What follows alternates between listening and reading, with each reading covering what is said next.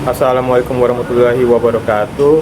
Perkenalkan, nama saya Muhammad Syafi'i Syaputra dengan NIM 1223015, berasal dari jurusan Teknik Informatika Kaspagi. Di sini pada video ini saya akan menjelaskan penyelesaian pemrograman linear menggunakan metode simplex pada mata kuliah riset operasi dengan dosen pengampu yaitu Bu Mutia Asaida, SPD MSI. Berikut soal yang akan saya kerjakan yaitu sebuah IKM atau industri kecil menengah memproduksi dua jenis produk tas, yaitu tas ransel dan tas lempang dengan nyasar pasar konsumen lokal. Laba yang didapatkan dari penjualan satu unit tas ransel adalah sebesar 80.000, sedangkan untuk satu unit tas lempang adalah sebesar 60.000. Proses pembuatan kedua jenis tas tersebut dilakukan melalui dua departemen produksi, yaitu Departemen Pemotongan Bahan dan Departemen Penjahitan. Perusahaan menetapkan jam kerja maksimal sebanyak 20 jam per minggu untuk Departemen Pemotongan Bahan dan 24 jam per minggu untuk Departemen Penjahitan. Setiap unit tas ransel memerlukan waktu pengerjaan selama 2 jam di Departemen Pemotongan Bahan dan 4 jam di Departemen Penjahitan. Sedangkan di setiap unit tas lempang memerlukan waktu 2 jam di Departemen Pemotongan Bahan dan 2 jam di Departemen Penjahitan. Berdasarkan kendala tersebut, tentukan jumlah tas ransel dan tas lempang yang harus diproduksi untuk mencapai laba maksimum dan tentukan besarnya total laba tersebut melalui penyelesaian metode simplex. Oke, kita akan masuk ke penyelesaiannya. Kita mulai pada langkah 1 dulu. Pada langkah 1 yaitu mengidentifikasi variabel keputusan dan memformulasikan dalam simbol matematis. Contohnya pada kasus yang saya kerjakan yaitu produk saya ada dua, yaitu tas ransel dan tas lempang, di mana masing-masing produk tersebut disimbolkan tas ransel yaitu A kapital, sedangkan tas lempang yaitu B kapital. Kita lanjut ke langkah kedua. Langkah kedua yaitu mengidentifikasi tujuan yang akan dicapai dan kendala-kendala yang terjadi. Pada kasus ini tujuan dalam soal yang saya buat yaitu menentukan jumlah unit produk yang harus diproduksi agar IKM atau industri kecil menengah tersebut memperoleh keuntungan maksimum dengan melalui kendala-kendala yang akan dilalui, yaitu ada dua, Departemen Pemotongan Bahan dan Departemen Penjahitan. Kita akan lanjut pada langkah 3. Pada langkah ketiga yaitu kita memformulasikan tujuan dan kendala ke dalam fungsi model matematis. Terlihat pada tabel tersebut yang terdiri dari Departemen Pemotongan Bahan pada tas ransel itu memerlukan 2 jam, Departemen Penjahitan di tas ransel memerlukan 4 jam, dan keuntungan per unitnya 80.000 sesuai pada soal tadi. Sedangkan Departemen Pemotongan Bahan pada tas lempang itu membutuhkan 2 jam, dan Departemen Penjahitan pada tas lempang membutuhkan 2 jam juga dengan keuntungan laba per unitnya 60.000. Kapasitas masing-masing departemen pemotongan pada kendala itu Departemen Pemotongan Bahan memerlukan 20 jam per minggu, sedangkan Departemen Penjahitan memerlukan 24 jam per minggu.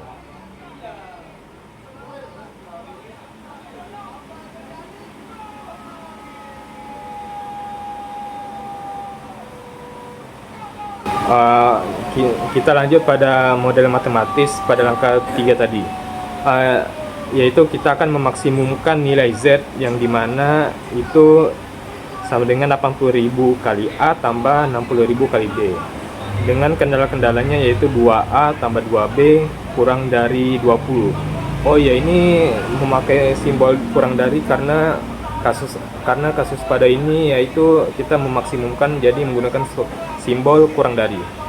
Kita lanjut pada 4A tambah 2B kurang dari 24 dan B lebih besar dari 0.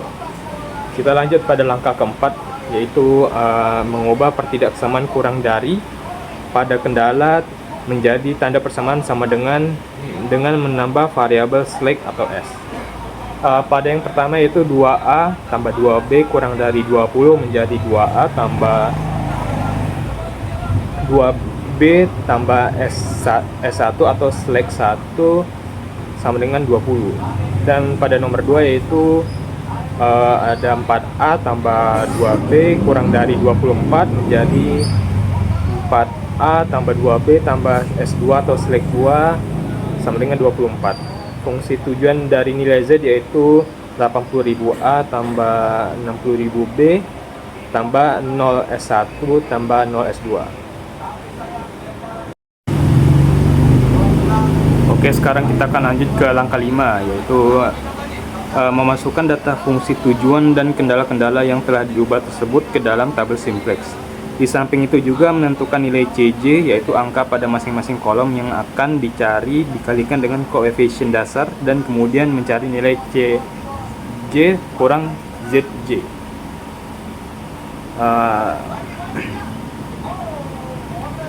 Ini merupakan tabel yang sudah saya masukkan, yaitu yang terdiri dari variabel dasar yaitu S1 dan S2 atau selek 1 atau selek 2, karena tadi kan pada model matematisnya itu di kendala ada 2 S atau seleknya, yaitu terdapat 20 dan 24 juga, itu merupakan nilai kapasitas dari dua kendala tadi.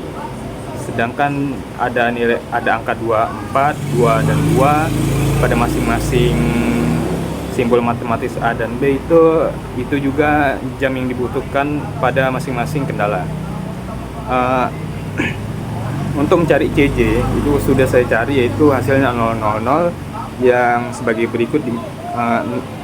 Contohnya 0 kali 20 tambah 0 kali 24 sama dengan 0. Dilanjutkan dengan 0 kali 2 tambah 0 kali 4, dan 0 kali 2 tambah 0 kali 2 hasilnya 0. 0 kali 1 tambah 0 kali 0 itu hasilnya 0 juga, dan yang terakhir yaitu 0 kali 0 tambah 0 kali 1 hasilnya 0. Ini perkaliannya itu caranya adalah pada nilai CJ yang sebelah kiri itu kan 0, itu dikalikan pada baris dari baris ZJ dan BJ itu, lalu ditambahkan pada yang di bawahnya juga, sehingga hasilnya didapatkan seperti itu.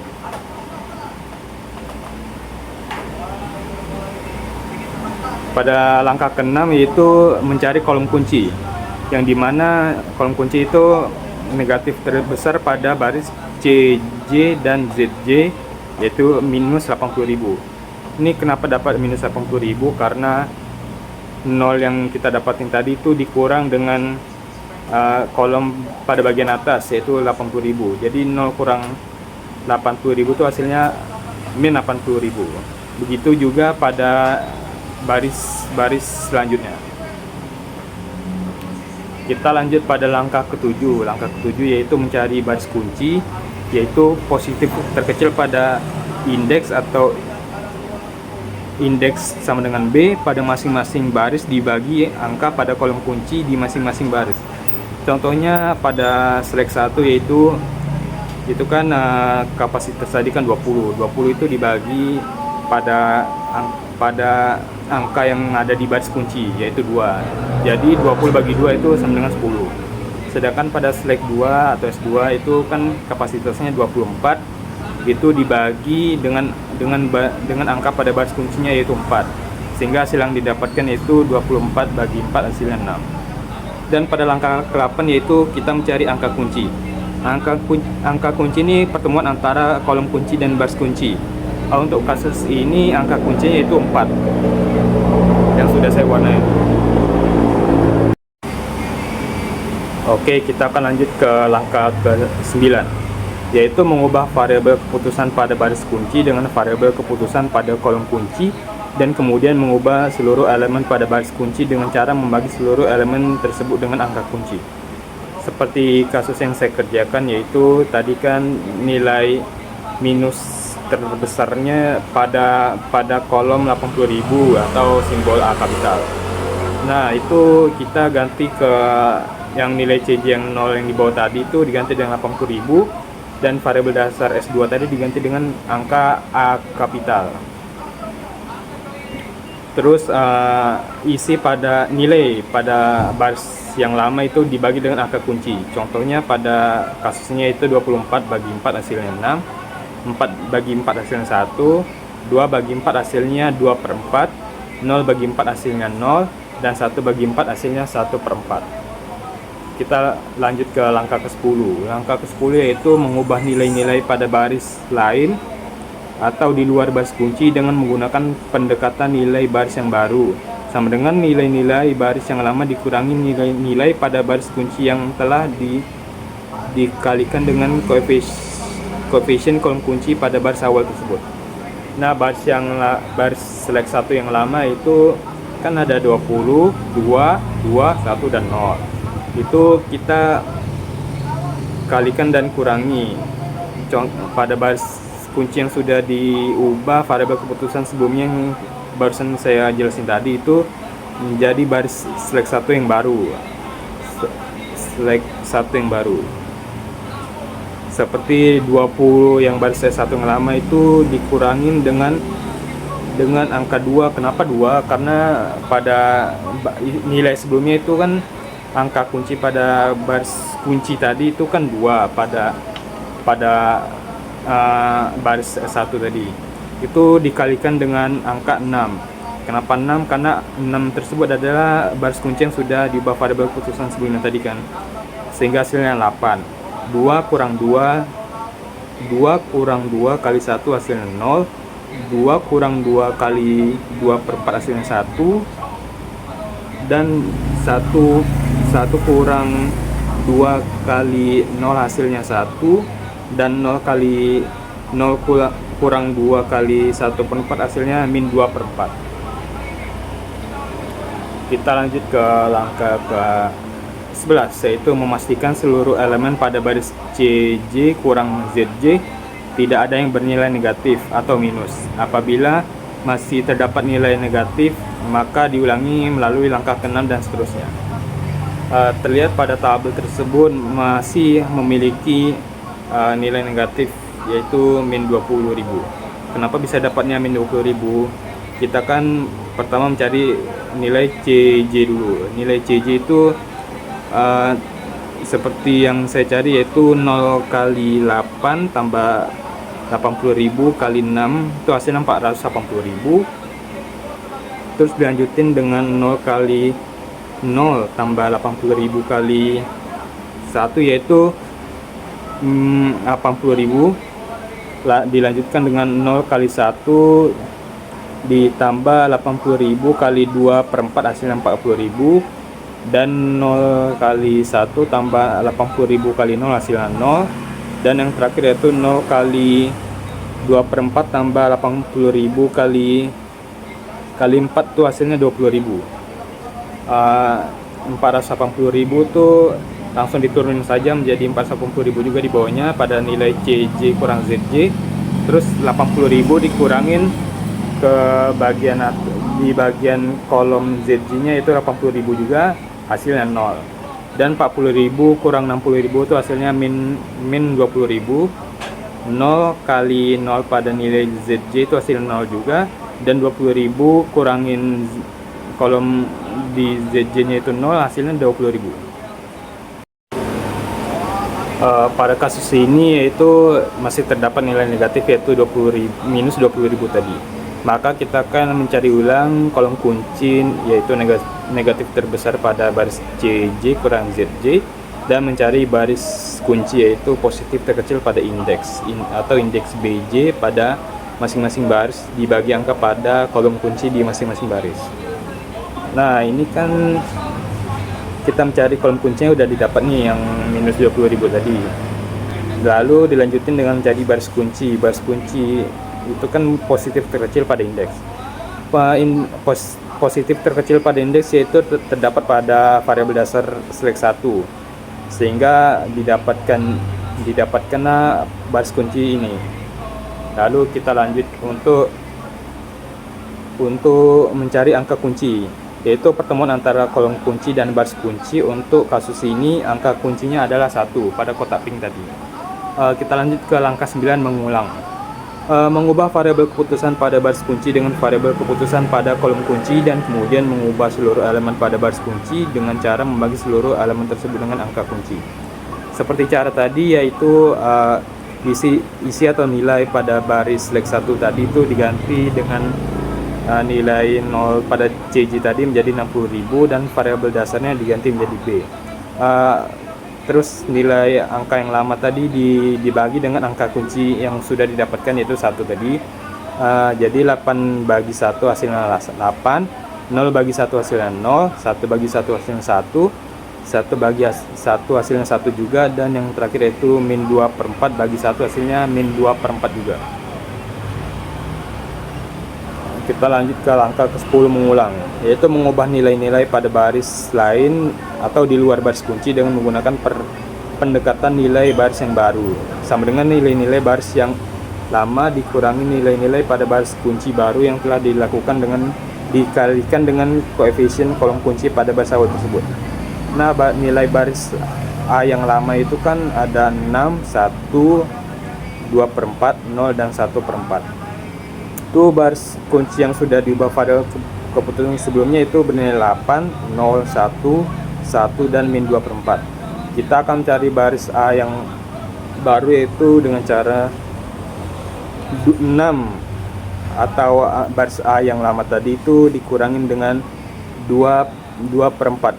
Kenapa 2/4 juga? Itu karena nilai tersebut berada pada baris pertemuan baris kunci dan kolom kunci, yaitu dikalikan dengan 8 yang baris kunci yang sudah diubah variabel keputusan sebelumnya, itu hasilnya 2, dan dilakukan seterusnya seperti 1 kurang 2/4 kali 0 hasilnya 1, 2/4 kurang 2/4 kali 1 hasilnya 0, 0 kurang 2/4 kali 1 hasilnya min 2/4, dan yang terakhir yaitu 1/4 kurang